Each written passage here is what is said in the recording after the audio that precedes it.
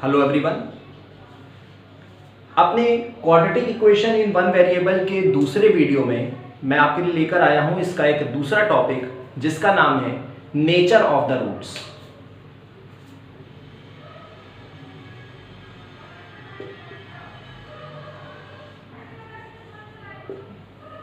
तो students, last video में आपने देखा था कि हमने किस तरह से रूट्स को आइडेंटिफाई करना कि कोई पर्टिकुलर वैल्यू किसी इक्वेशन का रूट है या नहीं ये पता करना, उसके बाद उन रूट्स को फाइंड करना यानी इक्वेशन को सॉल्व करके उन रूट्स को फाइंड करना। अब हम इस तीसरे टॉपिक में देखने जा रहे हैं कि किस तरह से हम इस रूट्स के नेचर को पता कर सकते हैं। नेचर से क्या मतलब है? नेचर से मतलब इस बात से है कि ये जो भी रूट्स आते हैं क्वाड्रेटिक इक्वेशन के, मान लीजिए क्वाड्रेटिक इक्वेशन की जनरल फॉर्म ये है और इस क्वाड्रेटिक इक्वेशन के जो भी रूट्स आ रहे हैं उन रूट्स का नेचर क्या है। नेचर मतलब क्या वो रियल नंबर्स हैं या वो अनरियल नंबर्स हैं। अगर रियल है तो क्या वो रूट्स इक्वल हैं या वो अनइक्वल रूट्स हैं। यही इसका नेचर होता है। तो स्टूडेंट्स, अगर आपको ध्यान हो तो अपने लास्ट वीडियो में मैंने आपको एक फॉर्मूला बताया था जिससे मैंने बताया था कि ये श्रीधराचार्य रूल है या फॉर्मूला है जिसमें हम रूट्स ऑफ द इक्वेशन को निकालते हैं और फॉर्मूला कुछ ये था।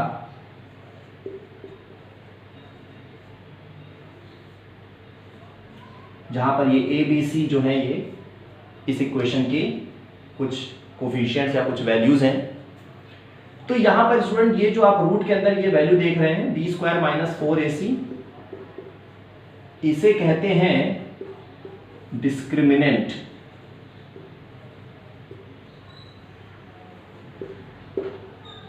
ऑलराइट, इसे डिस्क्रिमिनेंट कहा जाता है या सिंपल इसे हम डी से डिनोट करते हैं या आप कह सकते हैं कि d इक्वल्स टू होता है बी स्क्वायर माइनस 4ac।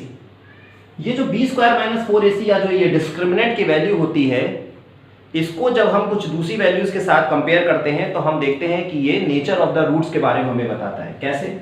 जैसे कि अगर आपने इस d की वैल्यू को कैलकुलेट किया और मान लीजिए ये d की वैल्यू इक्वल्स टू 0 आ गई, तो आप कहेंगे the roots are real and equal.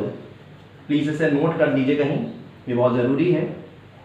और अगर इस डिस्क्रिमिनेंट की वैल्यू 0 से बड़ी आ गई तो रूट्स रियल होंगे एंड अनइक्वल या डिस्टिंक्ट होंगे। Distinct means different roots, not equal roots. ठीक? और अगर इस d की वैल्यू लेस देन 0 आ गई तो हम कहेंगे कि the roots are not real या इमेजिनरी रूट्स हैं ये। तो ये तीन कंडीशन हो सकती हैं d की, या तो d की वैल्यू 0 की इक्वल आ जाएगी या 0 से बड़ी आएगी या 0 से छोटी आएगी। और इन तीनों कंडीशंस पे रूट्स के अलग अलग नेचर हमें पता चलेंगे। जैसे 0 आएगी तो रूट्स रियल एंड इक्वल है, 0 से बड़ी आएगी तो रूट्स रियल एंड अनइक्वल या डिस्टिंक्ट है, और 0 से छोटी आएगी तो रूट्स रियल ही नहीं है। ठीक है? अब इस पे क्वेश्चंस देखते हैं किस तरह से पूछा जा सकता है।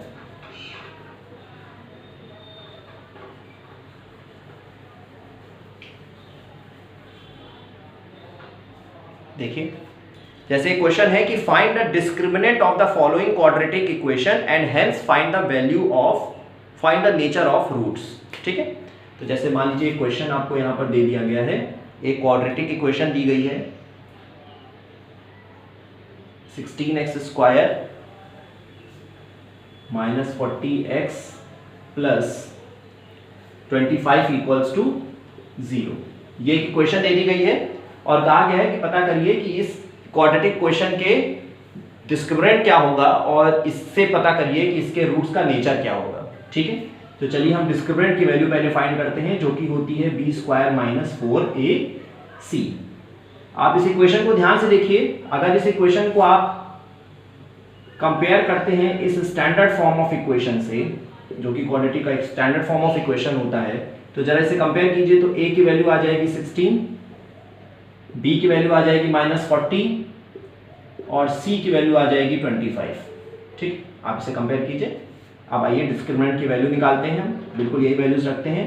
तो b स्क्वायर मीन्स माइनस 40 का स्क्वायर माइनस 4 इंटू ए है 16 इंटू सी है 25। ठीक, कैलकुलेट कीजिए। -40 का स्क्वायर प्लस 1600 माइनस 4 इंटू 25 हो गया 100, 100 इंटू 16 हो गया 1600, जो कि आ गया 0। मतलब डिस्क्रिमिनेंट की वैल्यू कितनी आ गई? 0 आ गई। इसका मतलब क्या होगा कि अगर डिस्क्रिमिनेंट की वैल्यू 0 है, the roots are real and equal. मतलब अगर आप इस इक्वेशन को पूरा फैक्टराइज करिए और यहां से इस x की वैल्यू को फाइंड करिए, यानी इसके रूट्स निकालिए, तो रूट्स रियल नंबर आएंगे और इक्वल आएंगे।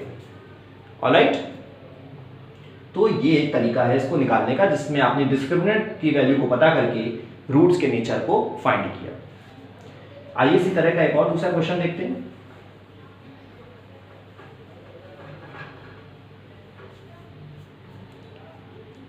क्वेश्चन रही है find the nature of the roots. एक इक्वेशन दे दी गई है 2√3x² minus 5x plus √3 equals 0। इसमें भी नेचर ऑफ द रूट्स निकालना है, तो सबसे पहले हम a, b और c की वैल्यू लिख लेते हैं। a है 2√3, b है -5 और c है √3। चलिए डिस्क्रिमिनेंट की वैल्यू निकालते हैं, जो कि होती है b² minus 4ac। b² means -5 का स्क्वायर माइनस 4 इंटू a है 2√3 इंटू c है √3। -5 का स्क्वायर हो गया 25, 4 2 8 and √3 into √3 3, so 8 into √3 8 into 3 24, 25 minus 24 1। तो d की वैल्यू कितनी आ गई? 1 मीन्स ग्रेटर देन 0। तो अगर डिस्क्रिमिनेंट ग्रेटर देन 0 होता है तो रूट्स कैसे होते हैं? The roots are real and unequal और डिस्टिंक्ट, ये दोनों वर्ड यूज होते हैं इसके लिए। ठीक, the roots are real and unequal या the roots are real and distinct. ठीक है, तो ये एक तरीका हो सकता है इसको निकालने का, ये इस तरह का एक क्वेश्चन हो सकता है। अब इस पे बेस्ड एक थोड़ा सा कुछ चेंज क्वेश्चन आता है, जरा वो भी देख लीजिए। मैं आपके लिए क्वेश्चन पढ़ रहा हूं। क्वेश्चन है कि without solving the following quadratic equation find the value of p for which the following given equations have real and equal roots. इन्होंने एक क्वाड्रेटिक इक्वेशन दे दी है। इक्वेशन है ये x² plus p minus 3x plus p equals to 0। इन्होंने quadratic equation दे दी। उन्होंने कहा है कि इस क्वाड्रेटिक इक्वेशन के रियल और इक्वल रूट्स हैं। ये उन्होंने बता दिया है रूट्स का नेचर, कि जो रूट्स हैं वो रियल और इक्वल हैं। ठीक, तो कह रहे हैं कि बिना इसे सॉल्व करे p की वैल्यू निकालिए। ठीक है, चलिए इसे बिना सॉल्व करे p की वैल्यू निकालते हैं। जब हमें प्रायर इन्फॉर्मेशन ये मिल गई है कि इसके रूट्स इक्वल और रियल हैं, तो इसका मतलब ये कंफर्म है कि जो d की वैल्यू है वो 0 है, यानी यहाँ पे जो डिस्क्रिमिनेंट है वो 0 है। डिस्क्रिमिनेंट क्या होता है? b² माइनस 4ac, यानी ये भी 0 है। ठीक है, जरा इस इक्वेशन को अगर आप स्टैंडर्ड फॉर्म से कंपेयर करें तो आप पाएंगे कि a की वैल्यू कितनी है? 1 है। देखिए यहाँ पे x² का कोफिशिएंट 1 है। b की वैल्यू कितनी है? p माइनस 3, ये पूरी p माइनस 3 इस b की वैल्यू है। और c की वैल्यू कितनी है? p है। ठीक है, चलिए इन सभी वैल्यूज को उठाकर यहाँ पे पुट करते हैं, तो हो जाएगा p माइनस 3 का होल स्क्वायर, क्योंकि b का स्क्वायर है, माइनस 4 इंटू a होगा 1, c होगा p इक्वल्स टू 0। ये a माइनस b का होल स्क्वायर है, इसका फॉर्मूले से ओपन करिए इसे। ये हो जाएगा p² minus 6p plus 9 minus 4p equals 0। Minus 4p minus 6p हो जाएगा minus 10p, p² minus 10p plus 9 equals to 0। Solve करिए इसे, फैक्टराइज करते हैं। 9 के फैक्टर आएंगे 3 3 1 या 9, 1, तो 9 में 1 ऐड करिए, आपको 10 मिल जाएगा, 10 की वैल्यू मिल जाएगी। ये फैक्टराइजेशन का मेथड है जिससे आप किसी एक क्वाड्रेटिक इक्वेशन को फैक्टराइज करके उसकी रूट्स की वैल्यू निकाल सकते हैं। तो हम इसे फैक्टराइज ही कर रहे हैं। p square minus 9p minus p plus 9 equal 0। इधर सॉल्व कर रहा हूँ। p तो ये हो गया p minus 9 minus 1, p minus 9 equal 0। p minus 1 common हो गया, सॉरी p माइनस 9 कॉमन हो गया, p माइनस 1 आ गया। आप दोनों को इंडिविजुअली कंपेयर कर लीजिए 0 से, तो p की वैल्यू आ गई 1, 9। ये p की वैल्यू आई है, ठीक है। ये रूट्स नहीं है, प्लीज कंफ्यूज मत हो जाइएगा। बहुत सारे स्टूडेंट इस चीज से कंफ्यूज हो जाते हैं कि ये रूट है, ये रूट नहीं है, ये p की वैल्यू है। इस p की वैल्यू को जब आप इस इक्वेशन में रखेंगे तो ये इक्वेशन फिर से एक क्वाड्रेटिक इक्वेशन बनेगी। एक एक करके अगर आप इन वैल्यूज को रखेंगे तो फिर से ये एक क्वाड्रेटिक इक्वेशन बनेगी, और उस क्वाड्रेटिक इक्वेशन को जब आप फैक्टराइज करेंगे तब आपको जो रूट्स मिलेंगे वो रियल और इक्वल मिलेंगे। तो बिल्कुल एक इसी तरह का क्वेश्चन है जिसमें आपसे पहले एक अननोन वैल्यू निकालने के लिए कहेंगे और फिर कहेंगे कि क्वेश्चन में इन वैल्यूज को रखकर फैक्टराइज भी करिए, ठीक है। एक इस तरह का भी क्वेश्चन देख लीजिए। देखिए जैसे क्वेश्चन है कि find the values of k for which each of the following quadratic equation has equal roots. एक इक्वेशन इन्होंने यहां पर दे दी है, x square minus 2kx plus 7k minus 12 equals to 0। इन्होंने यहां पे एक इक्वेशन दे दी है। कहा गया है, कह रहे हैं कि इसमें k की वैल्यू को फाइंड करिए, फिर आगे कह रहे हैं कि also find the roots for the values of k in each case.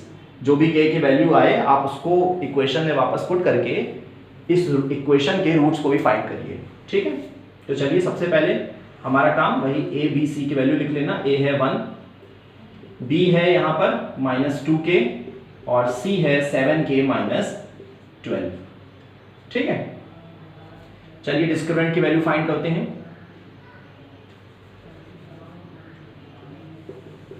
b square minus 4ac, ठीक। चलिए फाइंड करते हैं। आई एम सॉरी, डिस्क्रिमिनेंट की वैल्यू ये इक्वल्स टू 0 ही होगी क्योंकि इसमें दिया गया है कि ये इक्वल रूट्स हैं, ठीक है। तो सीधे हम b स्क्वायर माइनस 4ac की वैल्यू को फाइंड करते हैं। b स्क्वायर हो जाएगा माइनस 2k का whole square minus 4 into 1 into 7k minus 12। इस पूरे को ब्रैकेट में रख लीजिए, ठीक। चलिए सॉल्व करें। तो 2k का स्क्वायर हो जाएगा 4k square minus 4 7k minus 12 equals to 0। ये 4 मल्टीप्लाई कर दीजिए अंदर, हो जाएगा 4k square minus 28k plus 48 equals to 0, ठीक। पूरे में से, पूरी इक्वेशन में से 4 कॉमन ले लीजिए तो बचेगा k square minus 7k plus 12 equals to 0, और इस 4 को उधर ले जाइए इक्वल्स के दूसरे साइड, तो ये वैल्यू पूरी कैंसिल हो जाएगी, खत्म हो जाएगी, 0 हो जाएगी। बचेगी इक्वेशन आपकी minus 7k plus 12 equals to 0, ठीक। फिर से ये क्वाड्रेटिक इक्वेशन आ गई, इसे फैक्टराइज कर लीजिए। तो 12 के फैक्टर निकालिए, आएगा 3 2 2, ठीक। तो 2 2 जार 4, 4 प्लस 3 7, तो k square minus 4k minus 3k plus 12 equals to 0। k common लीजिए, k माइनस 4 माइनस 3 कॉमन लीजिए, k माइनस 4 इक्वल्स टू 0। यहां पे सॉल्व कर रहा हूं, यह आ जाएगा k minus 4 k minus 3 equals to 0। तो k की दो वैल्यूज आ गई 4,3, ठीक है। अब इसके आगे इन्होंने पूछा है, इन्होंने कहा है कि इसमें से एक एक वैल्यूज को बार बार आप बारी बारी से इसमें रखिए, इस इक्वेशन में रखिए और इस इक्वेशन के रूट्स को फाइंड करिए, ठीक है। तो चलिए हम रखते हैं वैल्यूज को।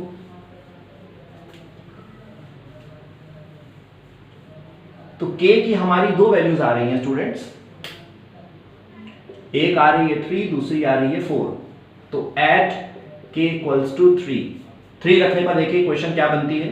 तो एक्स स्क्वायर माइनस जहाँ पे के है वहाँ पर 3 पुट कर दीजिए, 2 into 3 into x plus 7 into 3 minus 12 equals to 0। ये हो जाएगा x square minus 6x plus 21 minus 12 equals to 0। X square minus 6x plus 9 equals to 0। ये आ गई एक क्वाड्रेटिक क्वेश्चन, इसे फैक्टराइज कर लीजिए। Minus 3x plus 9 equals to 0। x minus 3 x minus 3 equals to 0। x minus 3, तो x की दो values आ गई 3, और दोनों पॉजिटिव वैल्यूज हैं। तो देखिए इसके जो रूट्स आ रहे हैं इस इक्वेशन के वो रियल आ रहे हैं और इक्वल आ रहे हैं, जो कि हमारे क्वेश्चन में ऑलरेडी कहा गया था। इसी तरह से जब आप इस 4 की वैल्यू को यहां पर पुट करेंगे तो आपको इससे एक दूसरी इक्वेशन इसी तरह की फिर से इक्वेशन मिलेगी, और आप उसे जब फैक्टराइज करेंगे तो आपको फिर से दो रियल और इक्वल रूट्स मिलेंगे। ठीक है, तो स्टूडेंट ये था आपका इस चैप्टर का लास्ट टॉपिक, जिसमें आपने देखा the nature of the roots. Students I hope कि आपको ये चैप्टर समझ में आया होगा। अगर कोई पर्टिकुलर क्वेश्चन आपको नहीं समझ में आ रहा है तो प्लीज़ आप कमेंट बॉक्स में मुझे बता सकते हैं, मैं उससे रिलेटेड वीडियो डालूंगा। इस वीडियो को ज़्यादा से ज़्यादा इस चैनल लाइक कीजिए, इसे शेयर कीजिए और चैनल को सब्सक्राइब कीजिए। Thank you everyone, keep learning, keep growing.